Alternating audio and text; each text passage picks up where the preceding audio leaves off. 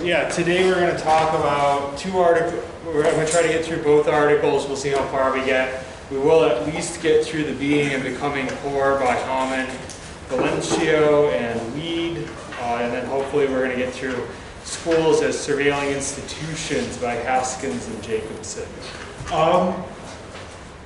Before we plunge in, any practical questions that you all have for me? Everyone feeling good? Cool, wonderful. If you talk about for like the articles or research? Oh, saying for the class in general, practical questions before we move forward. Regarding our research design, what like tense is that supposed to be written in? Yeah, like what person? Not? Yeah, it can be whatever. Usually, like when you introduce your research, just if you're, especially if you're doing something quantitative, you usually introduce it in the future. I'm going to ... and then you go into the present and you move along. So that's one thing. That's just a sort of stylistic thing that's really common. It has become really common in sociology to write in either first person or third person, or even switching between the two. So I have no restrictions on that. I switch between the two when I write often. So yeah, you don't have to avoid using I. In fact, like sometimes it's considered more professional now to use first person because you're admitting your own biases. By the way, I noticed a couple people came in late. Make sure you grab me before class ends so I can change you on the roster. So yeah, but I don't have a clear preference. So whatever feels natural and professional to you, go ahead and do it. And particularly like often critical scholars, so people who are interested in inequality or people who are interested in gender will specifically write in first person. So it's sort of like I'm admitting my own bias rather than pretending to be some sort of objective agent, free of bias. Any other practical questions people have? Okay, let's go ahead and move forward. So let's start from, so first of all, what is the article about? Let's start there. Oh, sorry, I'm just going to start with Being and Becoming Poor. Yeah? He's looking at what people attribute to becoming poor. Yeah, what do people, basically like how do we normally think about, right? How is it that people think about people becoming poor? What causes them to be? Essentially, it's people's perceptions of the causes of poverty, right? Traditionally in the United States, what kind of explanations do we prefer for poverty? Was it more like individualistic, like the choices people make are the reason they're poor? Like if they choose to do like try to do something and we can poor off of that, that's their own reason. Yeah. Yeah, completely. That's exactly where. So in America, and specifically, and this actually fits in with like a lot of things. Americans, in terms of discussing people's behavior, are strangely abnormally individualistic in their explanations. Compared to pretty much every other region of the world, America has a tendency to view people as basically ending up where they end up as a result of their own choices. Yeah. Any other details about like the thematics of the article or what it's going to end up arguing? So we're not going to focus as much so normally if you've gone through other classes with me, we spend all of our time talking about the content of the article and none of the time talking about the method, and here I want to flip that. So I want to specifically look at how is it that they're writing about the method. So a good place to start is towards the end of, and this article specifically is kind of light on its literature review, right? It doesn't talk about a huge amount of literature. It just takes a few pages to do it, and then it almost immediately leaps into talking about its study. This is somewhat more common for quantitative articles, especially, to do this, have a little bit lighter. Nobody in here took intro with me, right? Because you're all too far along, right? Yeah, so in intro class I use a lot of articles, but we usually weed out anything that's going to be too methody. Okay, so picking up towards the end of this background section on page I made my notes in a copy that I didn't notice it cut the page numbers off, so I have to like flip between two of them. So give me a second. Starting on page 1027. 1027. We start getting where they're specifically outlining the questions that their research is going to ask. So we're going to start by going through those, and then we'll go through the method section. So, so on page 1027, what is our first question? Show this up here.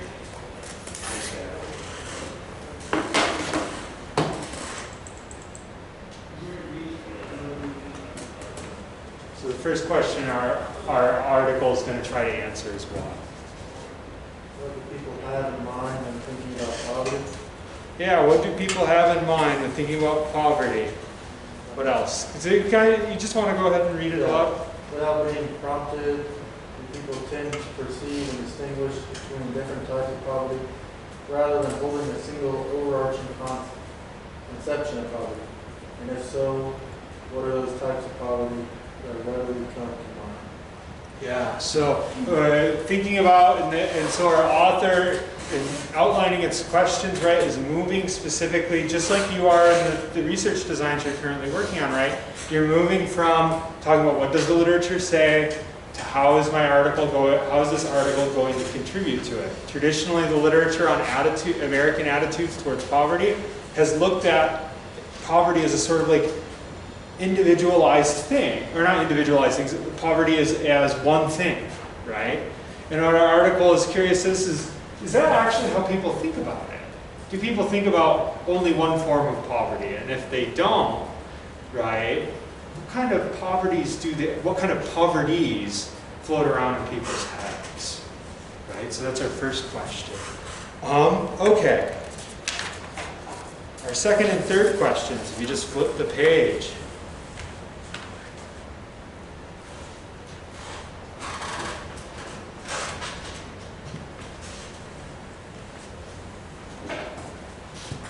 What's their second question that they're going to try to answer? If you type of poverty be conceptualized as a schema that contains these beliefs about one who the poor are and two who are there. Yeah, so what is that saying? What is it going to look at? Do you want to reword that? If a certain type of poverty has a specific type of person and a reason behind it. Yeah. So, do people have different explanations for different kinds of poverty, but also different images of who those people are, right? Is that something that floats around in people's heads when they think about poverty? You can look at these two as like they frame them as questions, but when we talked about if you're doing deductive, think about including hypotheses, that a lot of articles will include hypotheses. That's essentially what our author's doing here, is they're just including a series of hypotheses. They're just not stating which direction we think, right, it'll go. But it's almost kind of implied. Okay, question 3.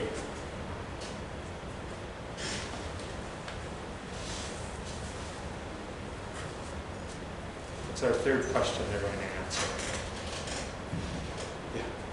Is the type of poverty as important as or more important than respondents' own demographic characteristics in predicting what type of causal attribution for poverty they make?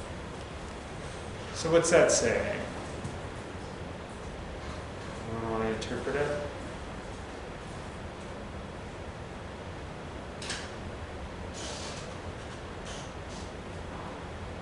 Yeah. Like, does it matter exactly, or does it only matter what we think of it rather than it actually comes up with me? Yeah. Or sorry, could you say that a little? It doesn't matter if the data lines up with people's perception of poverty. It's a little bit different than that. Anyways, I want to take another stab at it. Is it saying that like respondents' demographic characteristics might predict how they see poverty? Closer. It's asking whether the type of poverty they're talking about is not more important than the demographics of the person saying it. That's the question here. So it's sort of like, and basically what they have in mind is traditionally this literature has often been like the demographics of who you are determine what you will view causes of poverty as, right? And this is saying like, or is it really just like which demographic I belong to is going to determine what kind of poverty I think about, and then that's going to determine how I'm going to explain it. Does that make sense? So as we go forward, we'll look at like the types of poverty they end up finding is whether people, and this is why the title is being or becoming poor. Did anybody catch this? What are the two types of poverty that inductively they find? It's like those who are born poor and those who become poor. Yeah, that in everyday life people think in categories of people who become poor versus people who are born poor, right? And so what this question is kind of saying is it's saying, does your demographics more just determine whether I'm thinking about when I think about poverty, I'm thinking about people born poor or becoming poor? That people are willing to attribute very similar causal things to, right? It's just who gets called to mind, right? What form of poverty? That's kind of the question there. Okay. 4. What's our fourth question?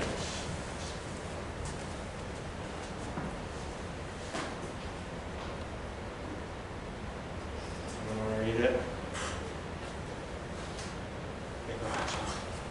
When we update capture attributions to reflect current public discourse on poverty, do we uncover any novel types or categories of attributions? Yeah, so basically so the attributions would be the causes, right? Causal attributions is the phrase that's getting used for like, what do I think causes poverty? So basically they're like, when we alter this analysis, do we get any new, right? Essentially we're going to see they're altering an existing survey. And they're basically updating a survey from the 70s by somebody named Fagan. And what we're going to see is that basically like when they update that survey, are they getting any, on the basis of people's reactions to it, we'll see what this means. Are we getting any different causes coming up? Should be talking about. That's what the last question is. I want to also say that I'm pretty sure that this author is doing one thing really wrong that we already talked about with these hypotheses. What's the question? What's that? Like pertaining to the question? Pertaining to these questions. Like double barreled or whatever. What's that? Are they double barreled? Oh, that would be on a survey. Like if it's double. Good guess though. They're too like long and complicated. Oh, that might be like, yeah, I think that wasn't what I was reaching for, but Especially was like 4 questions in one. yeah, it might be that there's a little bit of like it's hard to say that as one question. It's hard to test that specifically. Do you think they came up with these questions before they did their research or after?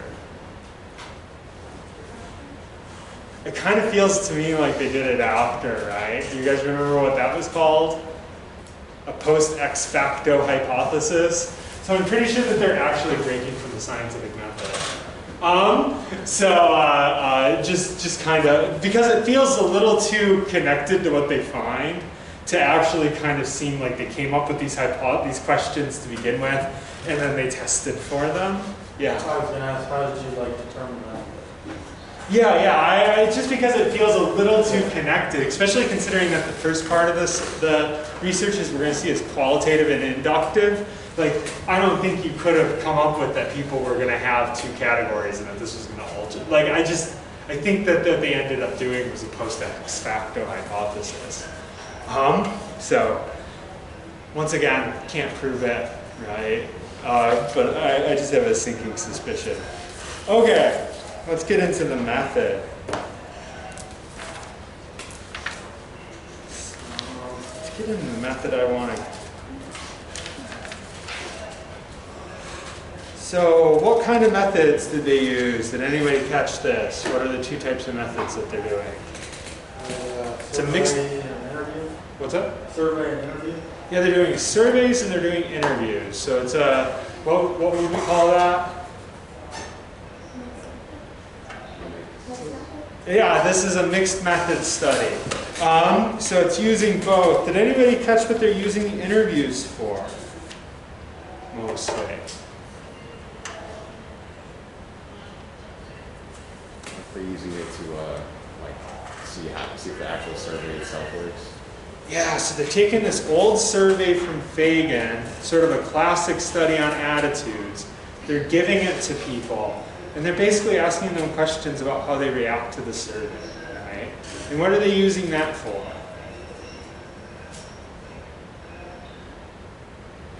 So they call it cognitive interviews, so they ask them like to discuss every detail, so just to really get out all the person's thoughts.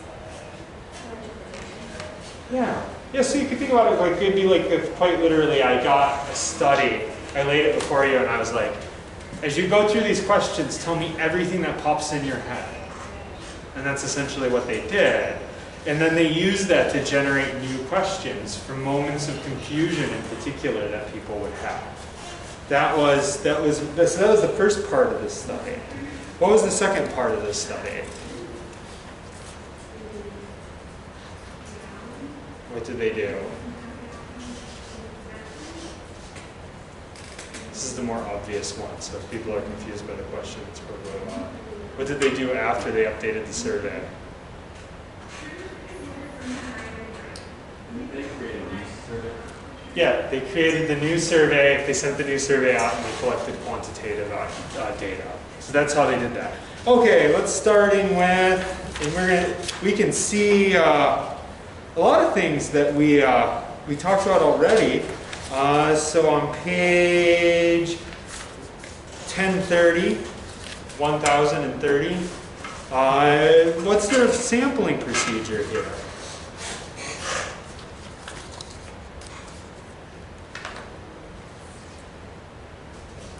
I mean, somebody gets it, holler it out. And they just use personal contact information. What's that? Personal contact information. So yeah, they used, so what do they, networks of personal contacts. What does that mean? Who do they sample from? Is that like a snowball thing where they just take sample one person, then like they say another person might just go like that? It's not a snowball sample. They actually use the phrase of what kind of sampling it is. Selective sample. What's that? Selective sample. Yeah, selective sample or purposive sample, right? So so basically they're going through groups of people and selecting out specific demographics that they want to study, right? You guys remember hearing about that form of? So what's one of the problems with that as a method of sampling? There's upsides and downsides to every method. So what's the downside to that method? It's not like fully representative of that. Yeah, so we're going to see how they overcome this as a problem or claim to overcome it, but it's not a representative sample. Oh, so what is it? Did anybody catch what they're sampling? And I think you were indicating this. I think one of you guys were. It was either you or you. What was the sampling frame they were pulling from? So the list of people. This is, I think, maybe the weakest moment of this study.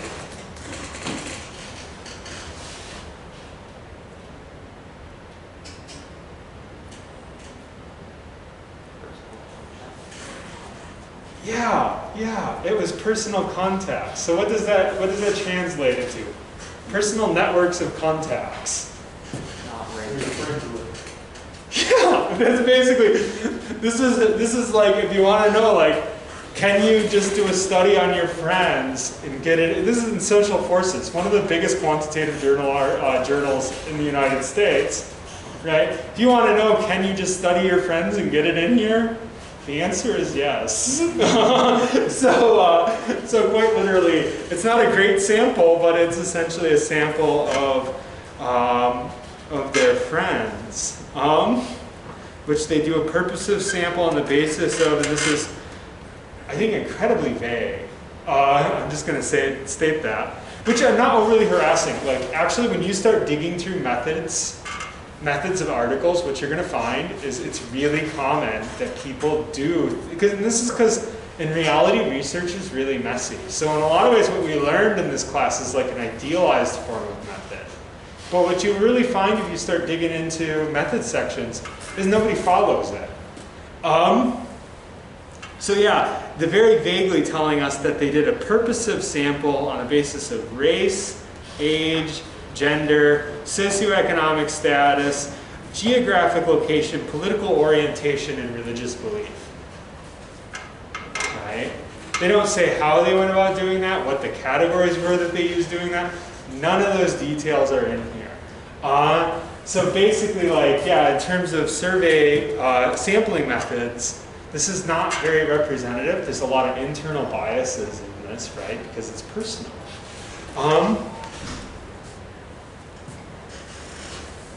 So their final sample was composed of 14 men and women between ages 18 and 88. Okay. So we have, and we already talked about this. They did their cognitive interviews. The only result we really get from their cognitive interviews is that distinction that we already talked about, the distinction between being poor and becoming poor. Downward mobility is the term that they're using for becoming poor. So when we talk about social mobility, it's moving between classes, and it's talking about downward mobility, which means going down.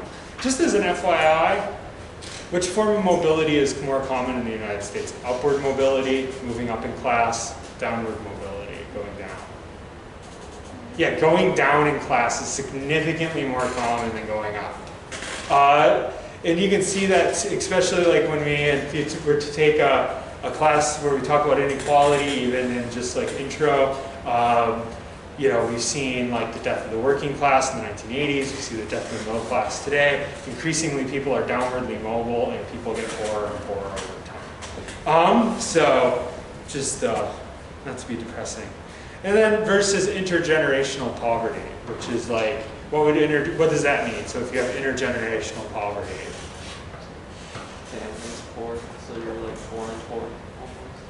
Yeah, so that's the difference between being poor and becoming poor, right? Being poor is intergenerational. You're just born poor, you stay poor, right? Downwardly mobile is becoming poor. Okay.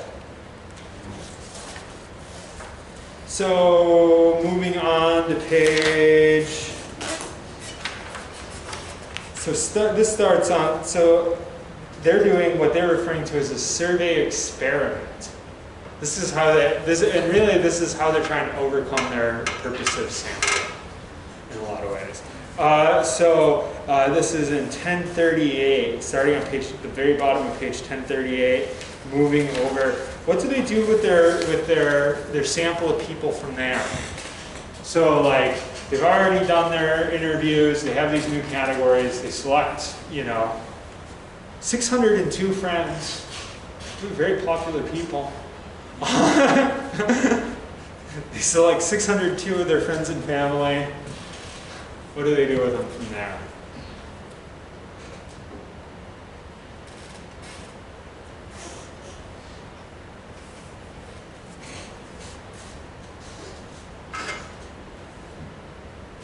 Just looking through that paragraph, particularly the one. Once you get over to 1031 in particular, you're going to get your answer.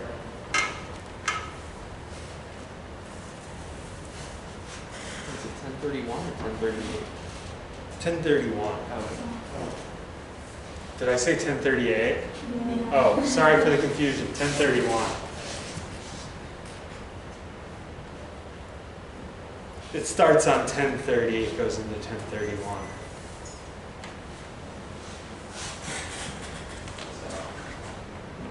Starting here.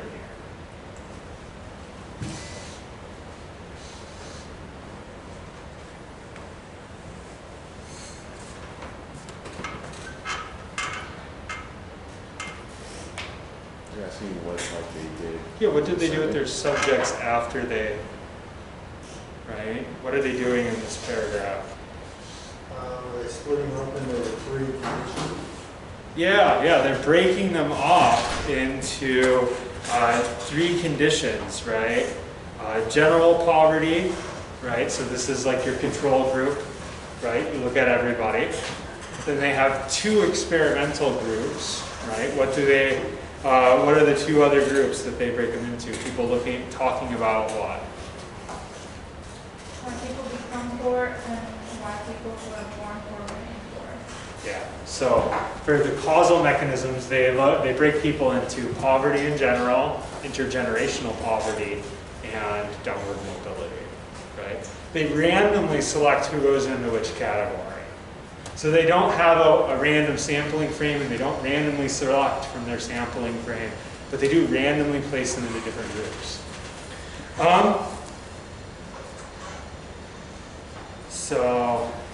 And they don't use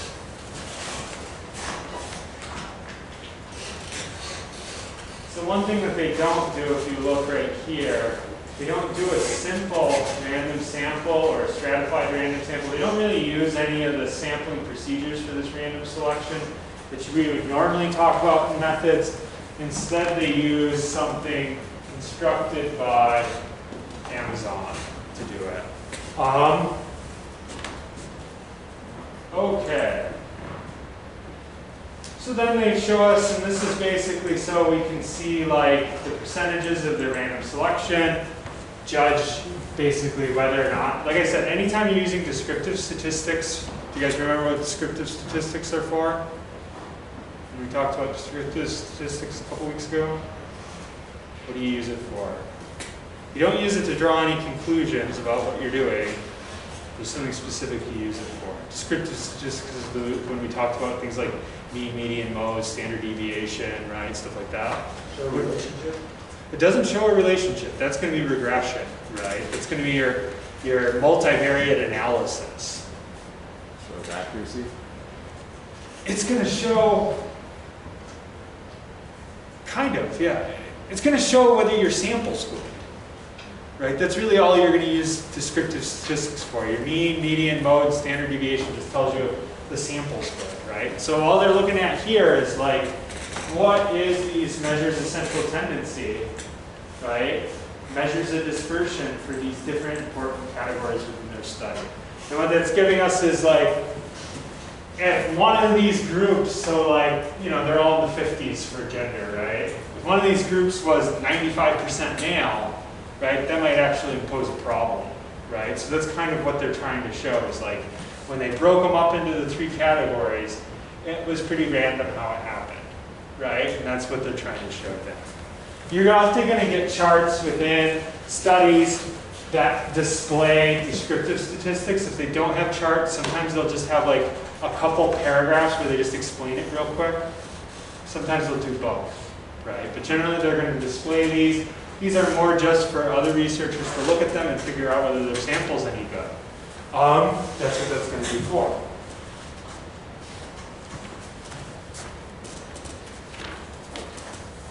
Okay.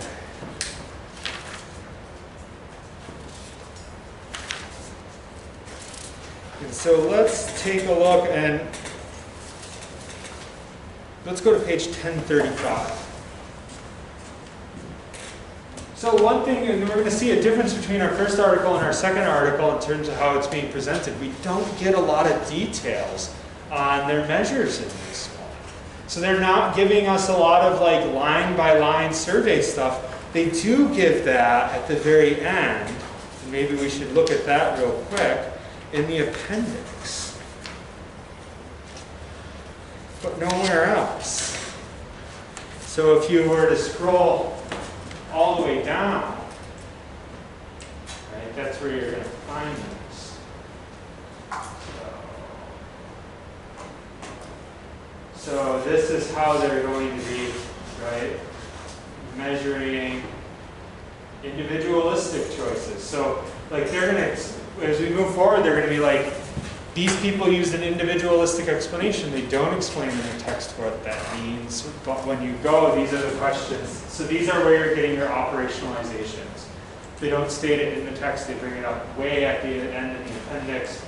But these are going to be like explanations. So if people say that people didn't have enough education, that's an individualistic explanation for poverty, right? And it was their drug use, their alcoholism, their bad choices, their criminal activities, their lack of effort, their failure to set goals, their personal irresponsibility, lack of ambition, lack of thrift, preference for taking handouts. You can see why sociologists sometimes are a little judgmental towards individuals because explanations, they're kind of harsh, right? Then you have structuralist ones, low wages, lack of opportunity, right? Failure to provide good schools, big corporations exploiting their workers, not having rights over contracts, prejudice, discrimination, failure of business to provide quality jobs, policing, prejudice, promotions and wages prejudice, rich people taking advantage of folk, public services, unfair tax system, right? And then an interactionist, and this is going to be like, if you remember one of those questions was, is there any other things we can attribute? And one of the new one that they're going to come up with is this interactionist perspective. This is something they added on to the survey as a result of their, I'm assuming as a result of their interviews. They don't really tell us about that though in the text, so I'm not 100% sure that's what they did. But this interactionist is things that have to do with other people around us, bad role models, right? They're not an individual, you don't get to pick your role models, they just kind of are the people around you, right? But they're also not structural explanations, there's something in between the two. Your parents, your peers, presence of gangs, and then these two are stuff about families, breakdown of the nuclear family, people having babies out of wedlock. So these are neither, like, well, essentially what they're saying is a lot of people, and we're going to see this coming up, a lot of people want to explain forms of poverty on the basis of an interactionist perspective, not necessarily a structural or an individual one, sort of challenging the existing virtue. Okay, let's get back up. Everyone follow that? Any questions so far?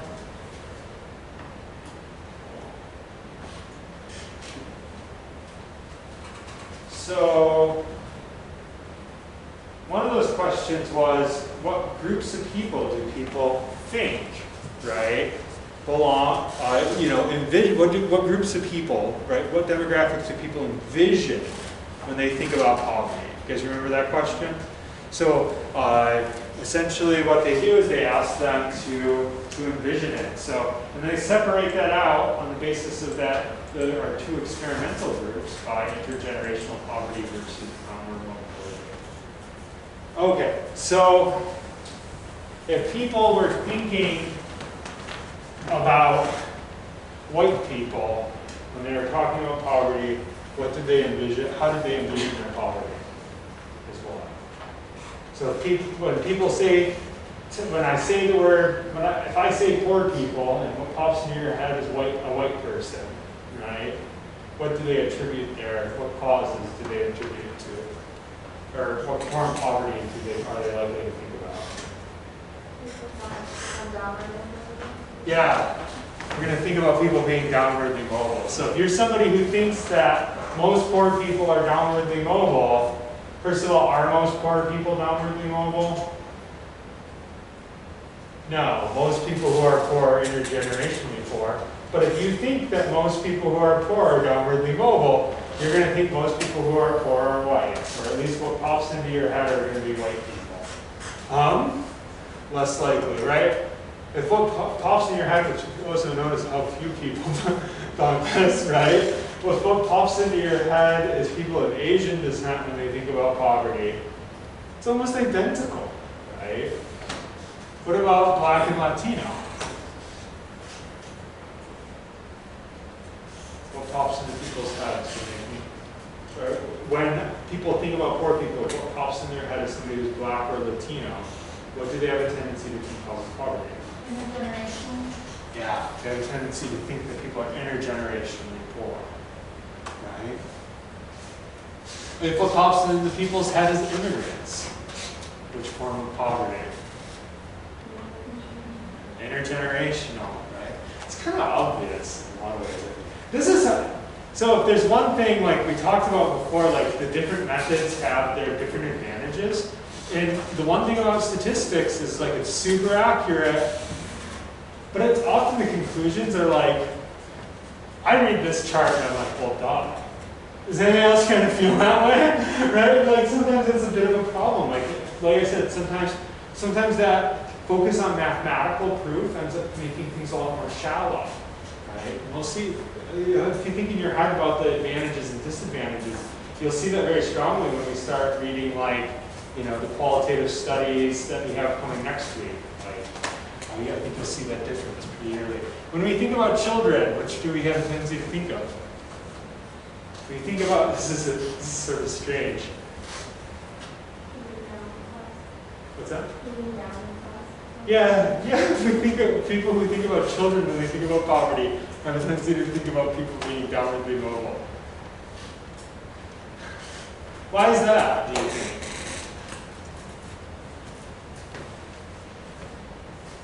It's an interesting finding. What explanation do you think we give for that?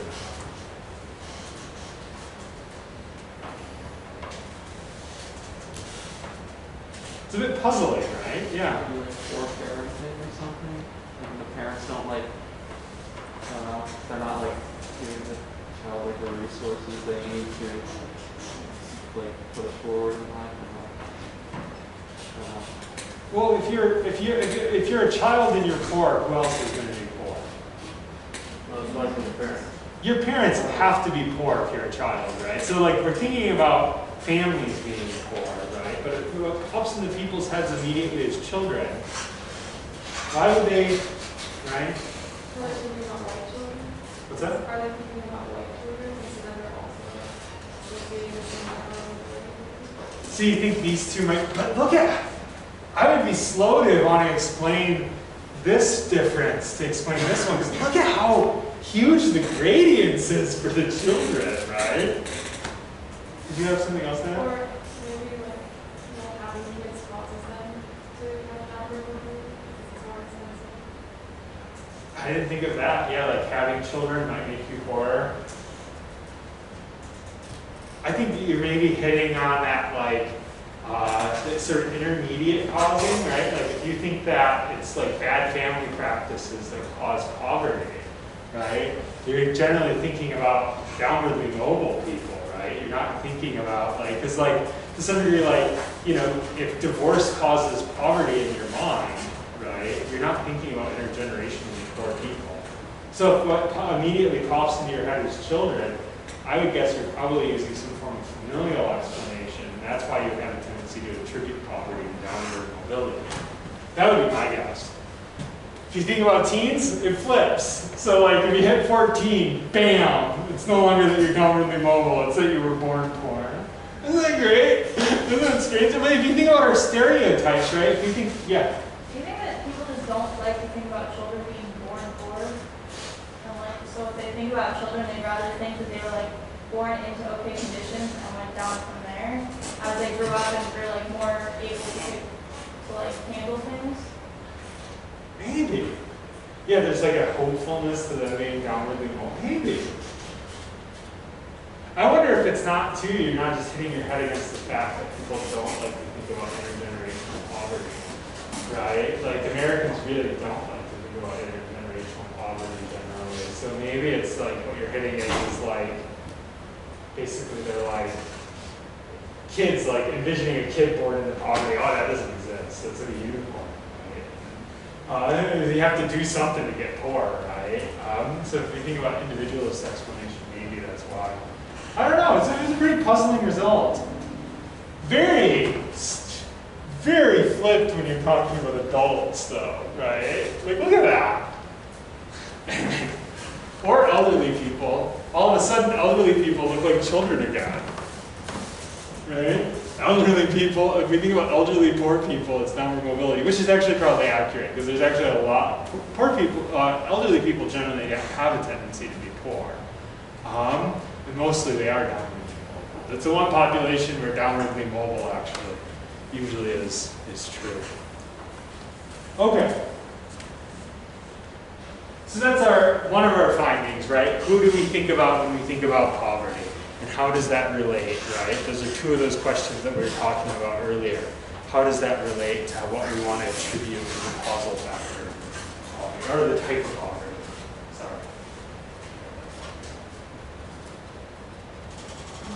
Okay, let's scroll down to, okay, the next major graph.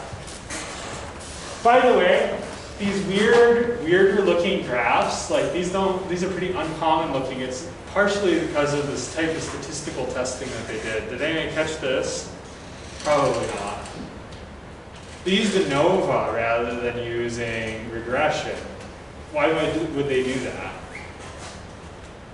I said you never see, if you remember back, I was like, you never see, you know, ANOVA or chi-square or any of those being used by sociologists. They always use regression, right? But you see it when you talk about psychological studies. Right? Do you guys remember that as a thought? Well, this is because they're not using random selection, so they can't use regression. Same thing with why most psychological studies can't use regression, right? But sociologists have a tendency to use random sampling. So these sort of charts are very different from what we normally see, which is that number chart. We'll see one later because they do regression on it, even though. But we'll see. But that's one of the reasons why there's these other charts. Okay, is they're showing differences around means. Okay, so when it comes to what form of poverty you think of when you think of poverty, there's going to be a relationship between that and what you want to what causes you want to attribute to poverty, right? So, what do we see for people who want to explain individual choices as causing poverty? What kind of poverty do they think of? Yeah, so anybody who wants to, generally speaking, if people want to give individualized explanations to why people are poor, they're generally going to be thinking of downward mobility. So if you think that people become poor because they're drug addicts and they make bad life choices, right? They don't hold on to their money well enough. Generally speaking, you're not thinking in your head about intergenerational poverty. You're not thinking about people who've been poor for 14 generations. You're thinking about people who were born middle class and became poor. Your explanations are structural, right? As in, like, you think the way that institutions are structured is causes poverty. Basically, if you think like a sociologist, what are you going to have a tendency to explain? Or what form of poverty are you generally going to be thinking about? Yeah, you're going to be thinking about persistent intergenerational poverty. In a lot of ways, you could kind of argue that like this becomes the divide between everyday discourse and the discourse that you hear in your sociology classes. And sociologists almost always, when they think in the back of their head about poverty, they're always thinking about intergenerational poverty because it's the most common, right? Most people, I think that they don't think about intergenerational poverty unless they grew up poor. Okay, sorry, my mask fell down. It's getting wet. Does anyone else feel that way? It's like once your mask gets wet, it's just like you're constantly like trying to make sure it doesn't fall off your face.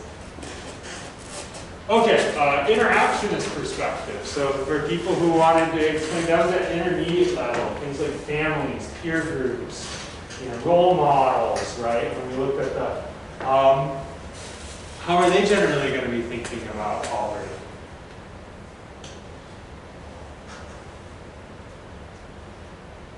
Which form?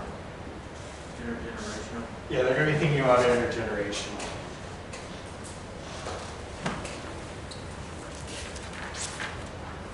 Okay. One last graph.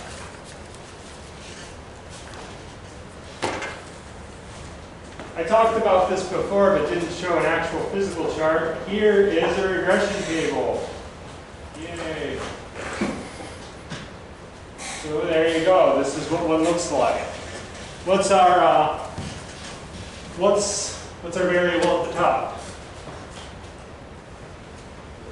Three concepts. What's that? Three concepts. Yeah, what are they? The causes, right? What cause do you think, right? What cause do you think poverty has? And then, so these are the various demographics, right? What do we see, what's statistically significant on the chart? Where do we see stars? Okay, backing up before we do that, are you supposed to be doing this kind of test on the data she has? No. Right? So this is very common. You'll see it all over the place. But technically speaking, mathematically, this is actually meaningless. Just pointing that out. But going back to like what's good practice and what people do, they're never the same thing. And I could give you the same talk in a hard science class as in the social science class. How we talk about method when we talk about it in an idealized way has very little to do with what we talk about when we're talking about method and practice. And you'll find that too. If you go on to grad school, or if you end up becoming like a number cruncher in the government or anything like that, what you're going to find is that that's actually pretty true. When you get around researchers, like they know all the mistakes that are in their studies. They do them either to save time, or because they don't have money, or because there's no other way to hack it, right? So that, like, in real life, science is messy. It only becomes idealized after the fact. Anyways, so getting back to it, what's statistically significant here? Maybe like the conservatism and non-white, the low stars. Yeah. So conservatives. What kind of explanations do conservatives have a tendency to have? Individualism. Yeah, being conservative is positively associated with an individualist perspective on poverty, right? That they make bad life choices, and an interactionist perspective. They have bad families. What is it negatively correlated with? Yeah, structural explanation, thinking about poverty in terms of institutions. Now, what does that mean? So the opposite of being conservative is being what in American politics? Being liberal. So what does that mean for being liberal? What forms of explanation don't you like versus do you like? The opposite. Yeah, it's the dead opposite. So liberals have a tendency to prefer structural explanations for poverty, but do not prefer individual or interactional explanations. Okay, for non-whites, what does it correlate to? How do minorities have a tendency to view the causes of poverty?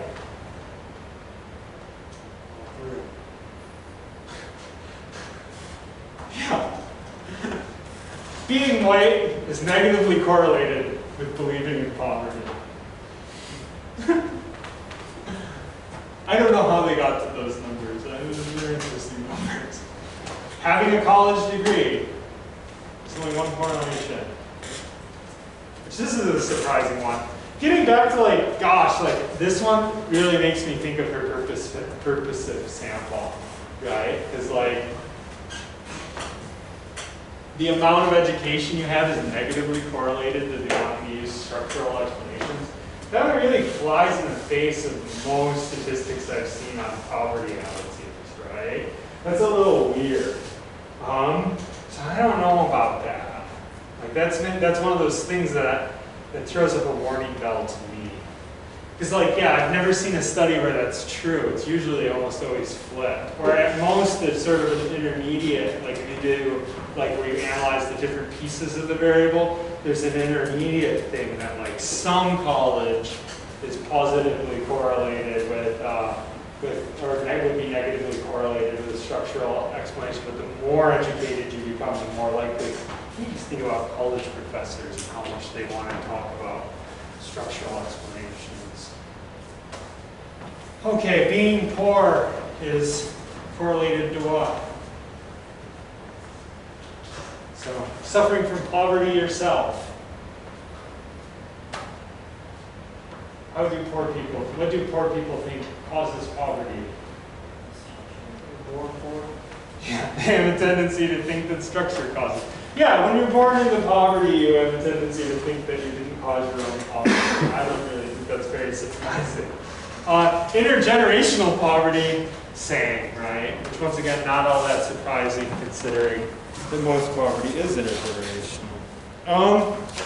Okay, so that's basically, that's the analysis of our study. Those are the different variables that they were working with. That's how they came about them. That's what the categories were.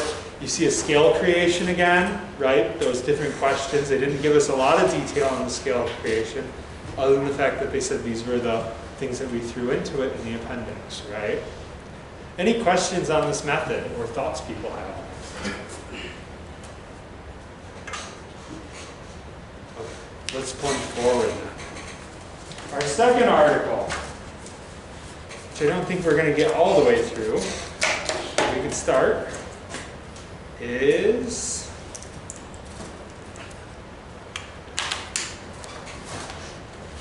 Schools is Surveilling Institutions, Paternal Incarceration, System Avoidance, and Parental Involvement in Schooling by Anna Haskins and Wade Jacobson. So this, I'd say out of the two that we're looking at, this one is definitely the stronger of the two. It's a very solid study. The other one's a pretty interesting study. It's kind of a weird study, right? There's some upsides to it. There's some very clear downsides to it. This one, I don't think I'm going to criticize as much because, to be honest, I can't find myself things that they did really wrong. If we go through, maybe we'll find some. Okay, so just on the surface, what is our article about? What is this one looking at?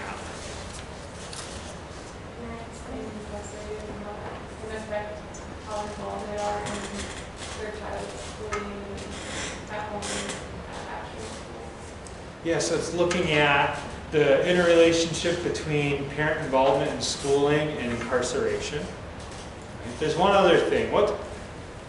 They give a causal mechanism for why incarceration might cause people to not be involved in schools. Anybody catch this part of it? Is it because like schools are becoming record-keeping and surveillance and too connected or similar to the criminal justice system? Yeah, that people who've been incarcerated have a tendency. So this is like combining two literatures. So while there's an existing literature on, parents not being, incarcerated parents not being involved with their children, there's another existing literature that people who've been incarcerated avoid institutions. So this is like a big thing with studies of like people taking advantage of the social welfare net. If people have been incarcerated, they might be able to get food stamps, they might be able to get aid, right? But they won't apply for it. So them and their children, so essentially like you'll get families who very much so could benefit from being on something like WIC, but the family won't have WIC because one of the parents is incarcerated and they just won't do it, right? This is actually very common. So that's referred to as like structural avoidance or system avoidance, right? So it's, the article essentially wants to ask the question, do parents who've been incarcerated avoid their children's schooling because of their system avoidance? That's the overarching question. So we're going to see how they get to this. This is a good example of, did anybody catch what the survey is? Let's start there. It mentions it in the abstract, but then on page 662 is where they start talking about it in detail.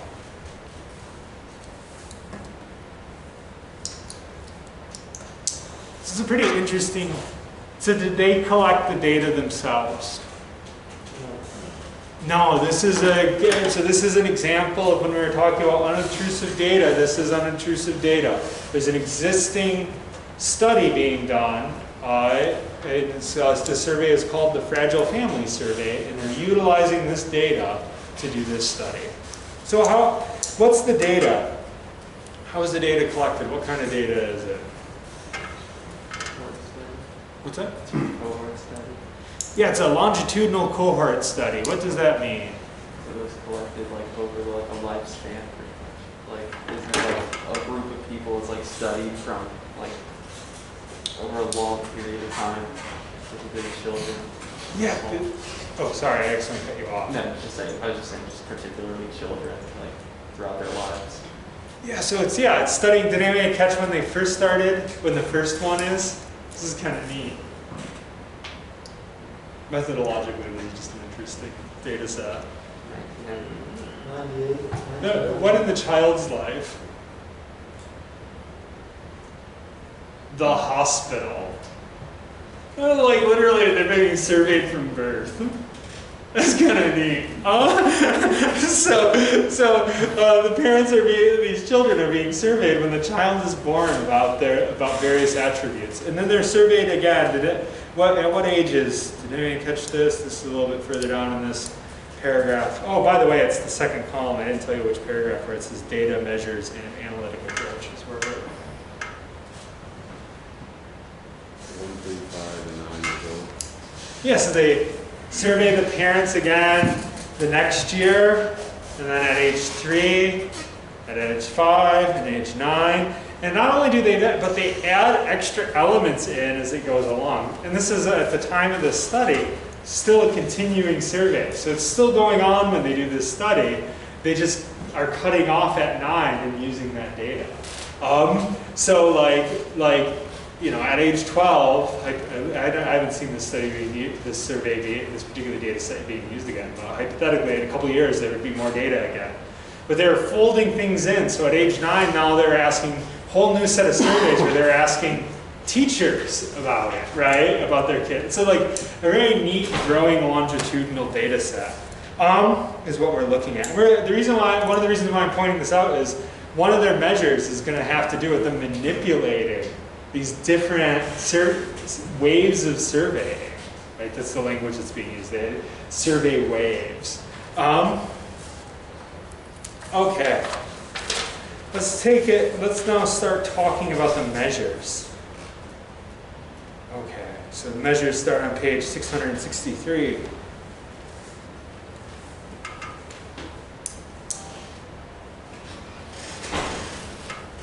So what's our first measure here?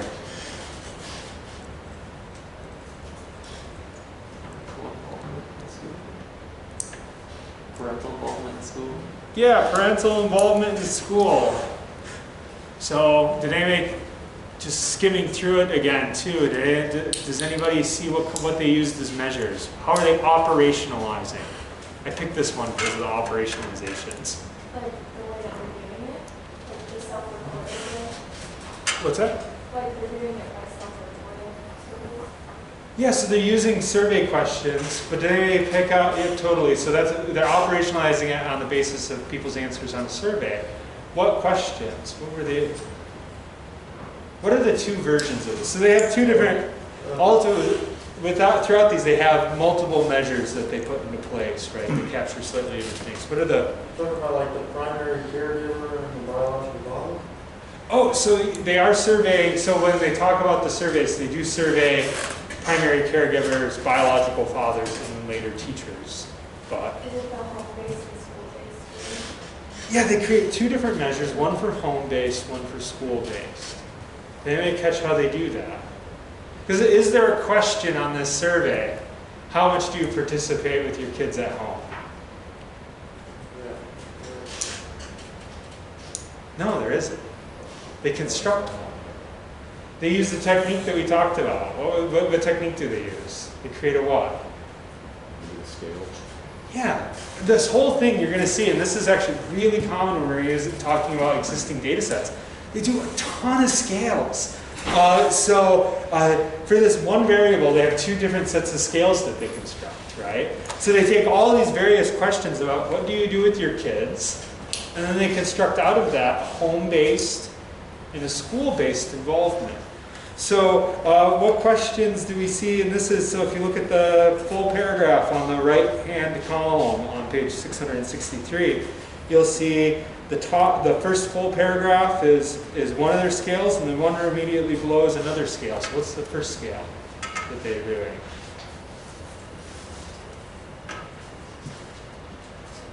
the first scale they constructed?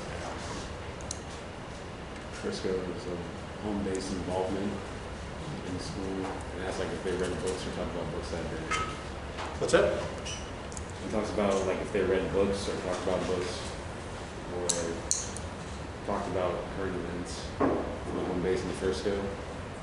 Yeah, so the first scale is going to be like, yeah, what do they do at home with their kids in an educational way, right? So like, are they reading books with their kids? Are they talking about books? Are they, which once again, that first question, right? The measure, do you read books or talk about books with your children is a question. Is that a good question to put on a survey?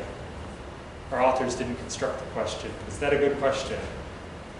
Why is it not a good question? Yeah, so whoever designed the survey wrote a double-barreled question, right? Is talking with your kids about books and reading books with them the same thing? Does talking about books with people teach them to read them? No, right? So like there's a very different form of involvement being measured there. But anyway, so the question, do you read and talk about books? Do you talk about current events with your children, right? Do you check their homework? Or do you help them with their homework? And for this question, it's a 0 through 4, because that's essentially how the series of questions that they pull from are asked on a scale from 0 to 4. 0 meaning not once, 4 meaning every week. So here you're getting like the questions were very much so on a Likert scale. They combine them up, right, into one scale. Okay, what's our second scale?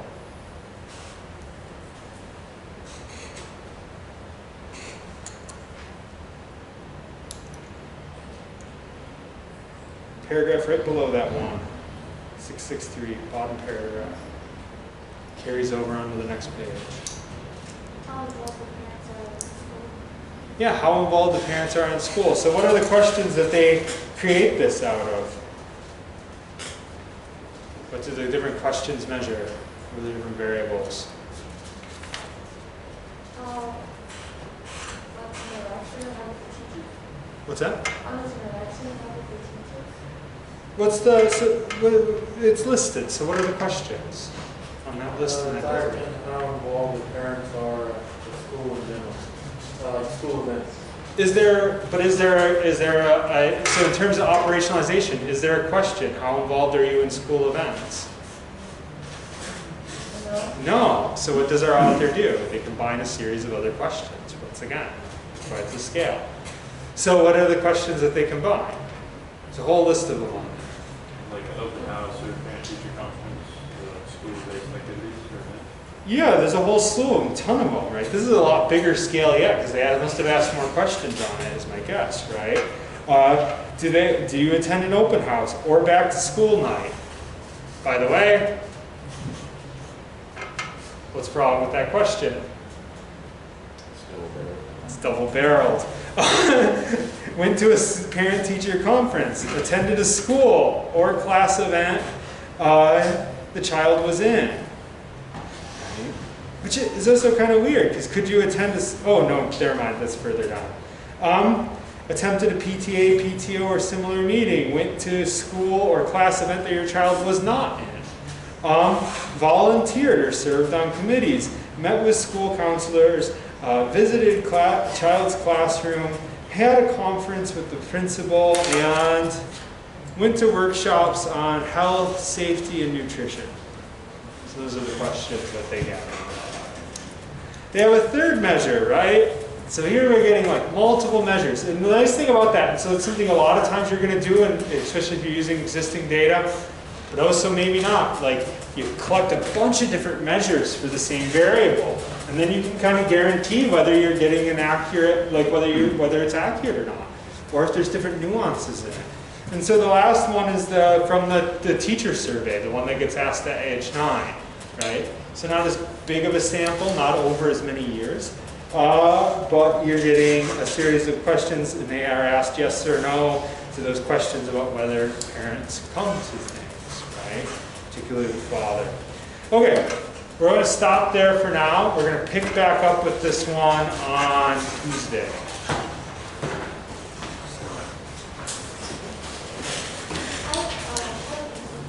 Yeah. When this time for our presentation, I couldn't hear you. do we have to dress accordingly? Uh, So I'm going to say it depends. So like dress appropriately. I wouldn't wear like clothes you'd exercise in, but you can wear like street clothes, if that makes sense. I'm thinking about what's professional within our discipline. So you know, I've seen a presenter present dressed in Carhartt overalls in a flannel shirt. So like, you know, like. Just how you feel comfortable being a presenter, but don't just like come like you just came exercising, right? Like, because I've never seen anyone present in gym shorts. So you can present in jeans, but not gym shorts. Don't you Yeah, right. Not everybody was in.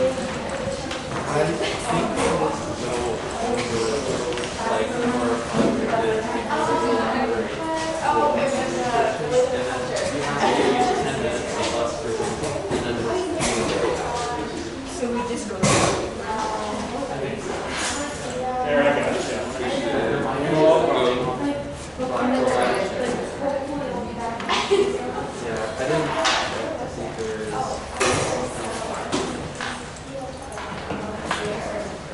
So I have a question. So for part-time research, like, prime time, I can't find any information on like one of the pages. Should I just like put that in the research name? There's not much like that I can find out because I've looked at so many like different sources, and Yeah. I can't find like a specific attitude like that's changed or anything. So can I just say that, or should I? Is that okay? Can I get Oh, yeah. If you can't find anything, that's well, yeah, you can do that. Yeah, Okay, cool. that works. Yeah, so just think about how you want to structure that later when we do the expanded version. Okay. And one way to do it too would be to like take an individual animal within an individual place and think there's some interconnection, right? Rather than doing all three. Which one, by the way, were you incapable of finding? Like Chinese in the like Asian cultures, like Chinese and ham and all the sports value. Okay. Like it's just like they use them for like work and like meat, but I can't find anything else. Like that's it. That's about it. Yeah. So there wasn't anything like specific culturally different stuff. Yeah. Yeah. I wonder too, like, we'll work on it. For this paper, yes. Okay. For later, We'll go. maybe we'll play around with it and Okay. find something. Cool. Thank you. So. I just had another presentation question. Yeah. When presenting, does we have to have a PowerPoint, or can we just like stand up and say what our research is about and just talk about it? So yeah, you don't have to have a PowerPoint, but I would definitely like have prepared statements if you're not going to have it. Right? So like that can either be just really detailed notes on how you're going to move through it, just in case you like get up there and blank, you have something to say, right? So I wouldn't like impromptu it, but like you don't have to have a PowerPoint. Okay. And how long do we have to present? 10 to 15 minutes. Okay. Thank you. Yeah, mine was also about the presentation. So is it just we're just going through like our abstract or like review of like our method, and we're just gonna go up there and just talk about it like that, and just Yeah. point by point like that? Yeah, that's exactly what you're gonna do. Okay. Which I mean, like might sound funny, but like a good chunk of like when you go to. So, do you know what you use conference presentations for? You use them to gather people's feedback about your research before you're finished. So, like you do regularly see people present, and they'll be like, "And this is the survey I'm going to hand out. And this is how I'm going to sample it. And this is where." And then later on, I'll have data, but like right now I don't because I'm just starting, right? So, like you think about that, like it's not an uncommon thing to do. So if you just think about it that way, it's like as if you were gonna go out and do this research, and you just wanted the room's feedback, right? And it's kind of way to think about it. So actually, would you shut that off so